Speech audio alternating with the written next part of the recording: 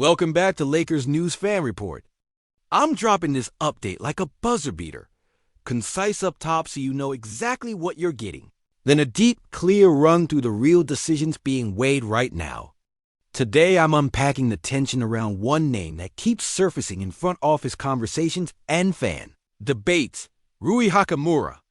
I'll connect on-court trends, contract mechanics, rotation logic, and the direction the West is pulling us toward. I won't spoil the crux at the start. I'll let the story build the way a smart game plan does. First the setup, then the reveal, then the verdict that actually matters for this season. I start with the court, because everything should begin with the gains. Rui gave this team polished scoring in the mid-post, reliable corner spacing, and that calm two-dribble attack when a closeout arrives late.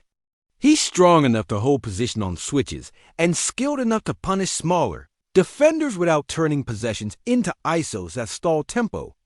On a near 60-game sample recently, he sat in that sweet spot for a modern forward, around the low teens in points on efficient splits, a healthy three-point clip north of 40%, and steady free throw touch.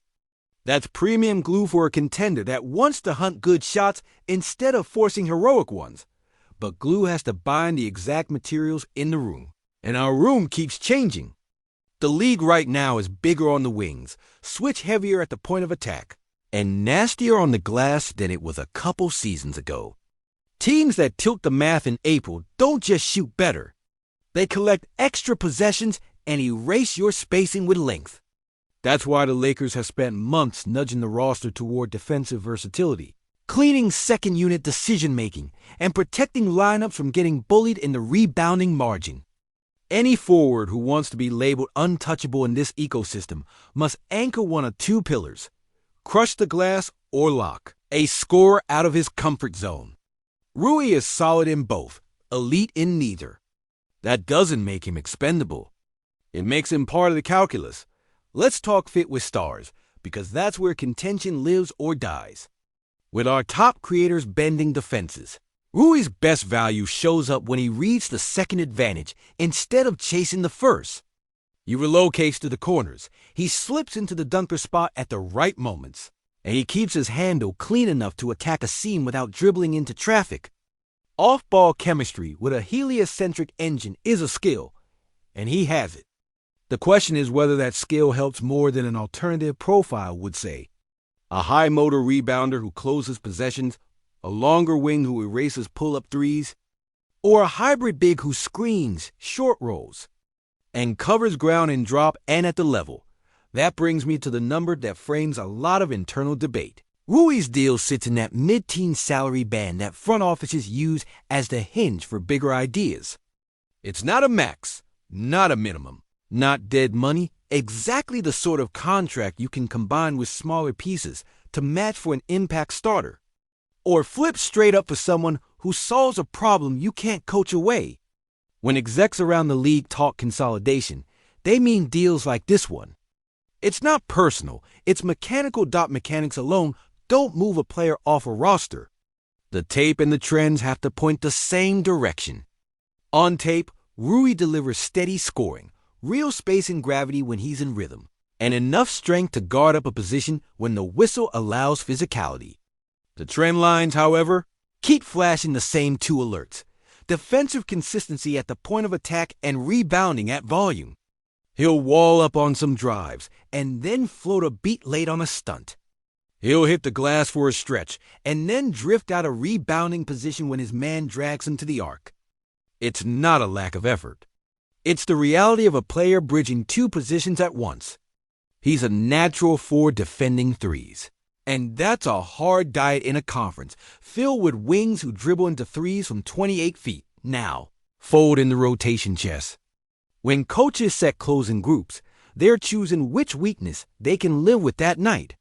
If the opponent is killing you on second chance points, you sacrifice some spacing and load up on size. If they're switching everything and handcuffing your creators, you prioritize shooters who can punish a mismatch on the catch. Rui sits in the middle lane. He gives you spacing without gunslinging volume, Strength without pure vertical pop. Self-creation in pockets without playmaking that reorganizes a defense. Against certain matchups, that's perfect. Against others, you feel the missing piece and start imagining a different type of forward in that slot. And here's where the stakes climb. The West is younger, longer, and more relentless on the perimeter than it's been in years. If we want to be a 4-round team, we need to stack small advantages that travel, control the glass against jumbo lineups, eliminate the soft spots defenses attack in the second and third quarter, and generate clean shots when whistles tighten. Every time the staff builds a rotation that tilts toward those values, they test how much of Rui's offense they can keep on the floor while insulating the rebounding and the point of attack defense. Some nights it balances beautifully. Some nights it feels like you're one specialist short. Where does that leave his market? Strong. He's prime age. He's on a movable number. He scores efficiently without a high-usage diet, and he brings playoff experience with no fear of the moment. Teams that need size at the 4 but don't want to pay a star's premium will call. Teams that have a big who's a monster on the glass but clogs the lane will call. Teams that see him as a pressure release scorer for second units will call. In other words, the interest is real, and that gives the Lakers optionality. Optionality is how contenders survive the second apron. Optionality is also how you misstep if you move a stabilizer piece without upgrading the hole it leaves. So I'm going to put the front office lens on this without speaking in riddles. If the Lakers pull the trigger on a Rui deal midseason, it will be because one of 3 conditions is met. 1. An elite rebounder defender becomes available at a price that only works if you send out a mid-tier contract. 2. A two-way wing with length shakes loose from a team pivoting to a younger timeline, and the math again demands a mid-tier deal back. 3. A multiplayer consolidation opens cap roster flexibility that you immediately reinvest in a specific playoff need, rim protection, board dominance, or a defensive stopper who can guard 1 to 4. If none of those conditions hit, trading Rui just to do something is bad business. You don't solve patient problems with impatient moves. Let me ground this with on-court pictures. Think about the lineups where Rui shines. Star creator plus Rui plus a spacer at the other forward slot, a vertical threat at the 5, and a guard who screens. Those units thrive on quick-hitting actions-go screens into a catch-and-shoot. Spain pick-and-rolls where Rui is either the back screener or the beneficiary on the pop, and delay sets where the ball moves through the top of the key and he sneaks into a mid-range window. On defense, those groups survive by gang rebounding and trust in tags. The weak point shows up when a team with 2 elite wings drags him into extended space and tests slide speed 3 possessions in a row. When that happens in a 7-game series, a coach has to choose downsize and live with rebounds, upsize and live with spacing, or swap profiles entirely. All of this is why you keep hearing that Rui's future is in play, not because he's failing, because his profile is most likely to unlock a trade into a different shape if the right deal emerges. I look at it as a sliding door. In one future, he stays, posts his typical efficient double figures, knocks down corner threes, keeps the offense honest, and finishes games when matchups fit.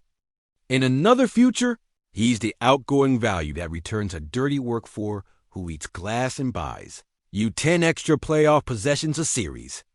In yet another, he's part of a 2 or 3 player package that upgrades perimeter defense and keeps the cap sheet breathable across the next 2 seasons. To answer the question I've been walking you toward, is Rui Hachimura out of the Lakers?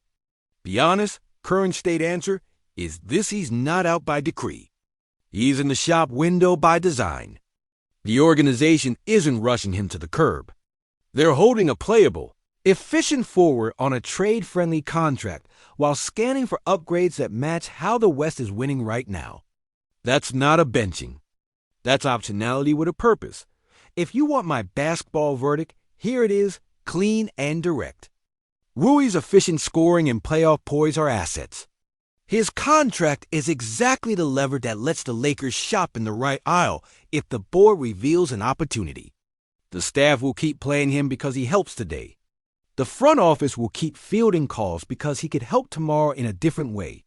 The decision flips to go if and only if the incoming piece is a clear postseason multiplier for rebounding, or IM protection, or switch defense. Otherwise, keeping him is not settling. It's staying 2 moves ahead on a board that punishes buyers who trade just to trade. There's a human side to this too. Rui's handled spotlight pressure in big markets, big series, and big moments. He doesn't hijack possessions. He doesn't complain about touches, and he understands role alignment with stars. That matters in a locker room living under a microscope. If the call is to keep him, it'll be because he stabilizes more than he complicates. If the call is to move him, it'll be because the incoming profile stabilizes even more. Either way, the respect is real. Before I land this, I want your take in the comments because this community sees the game with detail. Would you package Rui for a board-dominant big even if it means losing some spacing? Would you hold him unless a true two-way wing becomes available?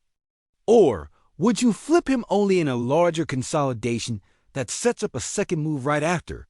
Tell me below. I'm pinning the smartest, most cap-savvy plan with specific player archetypes and minute allocations dot my concise analysis to close. Rui Hachimura isn't out today. He's the Laker whose contract and skill set create the cleanest path to a postseason upgrade if the right piece hits the market. Until that door opens, he remains a positive ROI forward who helps you win on most nights. If you appreciate this kind of straight, detail-first breakdown, lock in with me, subscribe, hit like, and turn on notifications. I'll keep you ahead of every shift in the rotation and every rumor that actually matters, right here on Lakers News Fan Report.